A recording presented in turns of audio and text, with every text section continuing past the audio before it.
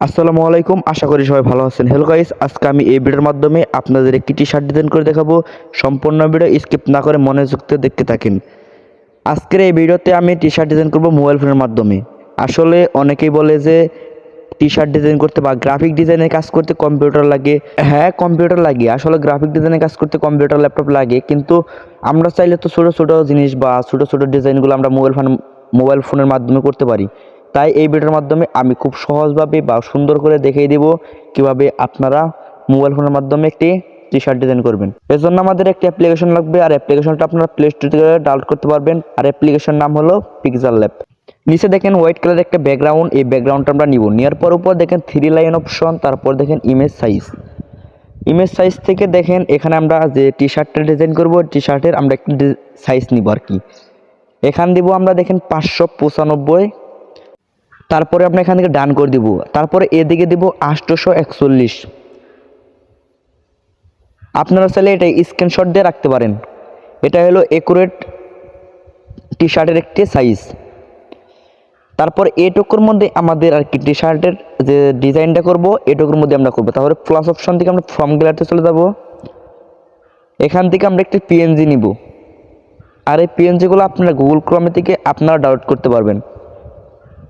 এই কফির একটি পিএনজি নিব, এই পিএনজি থেকে আমরা একটি ডিজাইন করব। তারপরে এটার কালারটা আমরা চেঞ্জ করে দেব।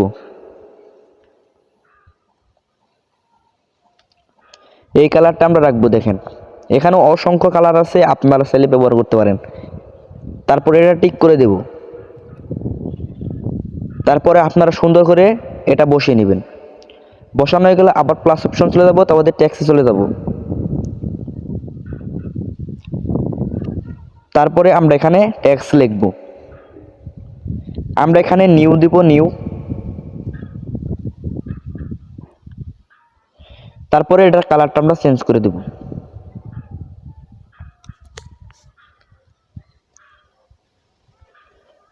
তারপরে আমরা এটা টিক করে দেব। তারপরে এবি ফন্টে থেকে আমরা এখানে একটি ফন্ট সিলেক্ট করব।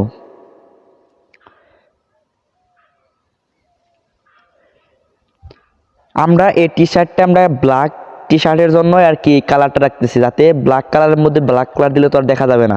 এখানে আমরা অন্য একটি কালার দিতেছি যাতে আমাদের ব্ল্যাক টি শার্টের মধ্যে যেন অনেক সুন্দর দেখা যায়। তারপরে আমরা এখান থেকে এই টেক্সট মানে লেখাটা যেন আমরা সুন্দর করব, তাই এখান থেকে আমরা দেখেন এগুলো আমরা ব্যবহার করব। আপনারা খুব মনোযোগ দিয়ে দেখবেন।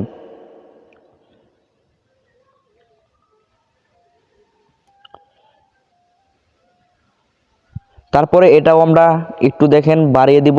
এটা আমরা হোয়াইট কালার করে দিব যাতে আমাদের ব্ল্যাকের মধ্যে জানি সুন্দর দেখা যায়। এটাও আমরা হোয়াইট কালার রেখে দিব।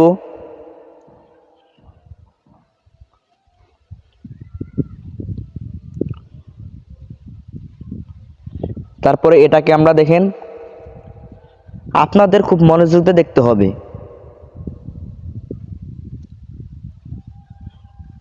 আমরা এগুলো কমিয়ে বাড়িয়ে যাতে লেখাটা বা টেক্সটটা অনেক সুন্দর দেখা যায় এরকম করে নিব।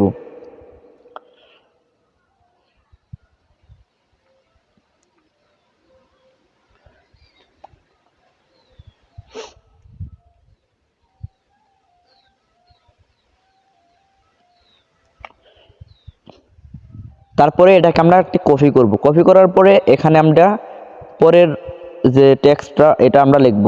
এখানে আমি কপি দিব, তারপরে এটাকে আমরা সুন্দর করে এখানে বসিয়ে দিব।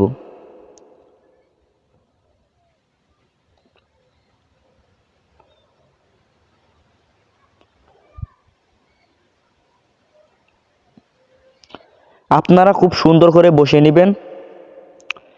তারপরে মিটার থেকে এগুলো লক করে দিব। তারপরে দেখেন এই সাইডে একটি অপশন, এটা থেকে উপরে দেখেন পিএনজি একটা অপশন, উপরে দেখেন কালারের পরে এটা আমরা এনেবল করে দিব। তারপরে এটা আমরা সেভ করে নিব। এই পিএনজি ফাইলটা আমরা সেভ করে নিব। তারপরে আমরা নতুন করে আবার পিক্সেলল্যাব ওপেন করব। তারপরে ফর্ম গ্যালারিতে চলে যাব। তারপর এখান থেকে আমরা টি শার্ট নিয়ে নিব। এখানে আপনারা এটা গুগল ক্রোম থেকে ডাউনলোড করতে পারবেন। আপনাদের বোঝানোর জন্য আমি এটা নিতেছি, দেখেন।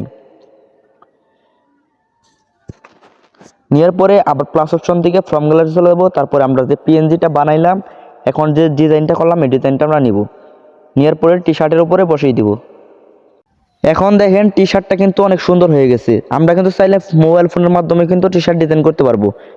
আর এই চ্যানেলে ইউটিউব টিপস এবং গ্রাফিক ডিজাইনের ভিডিও আপলোড করা হয়। আর যদি ভিডিওটি ভালো লাগে অবশ্যই চ্যানেলটি সাবস্ক্রাইব করে পাশে থাকবেন।